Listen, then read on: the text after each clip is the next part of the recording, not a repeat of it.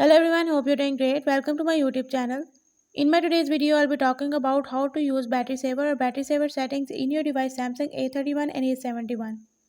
So if you want to know how to use battery saver or battery saver settings in your device Samsung A31 and A71, you have to follow a few steps which I'll be sharing with you in my today's video. But before that, hit the red subscribe button and the bell icon so you are the first one to know when I upload anything new. Now watch this video and you will learn how to use battery saver or battery saver settings in your device.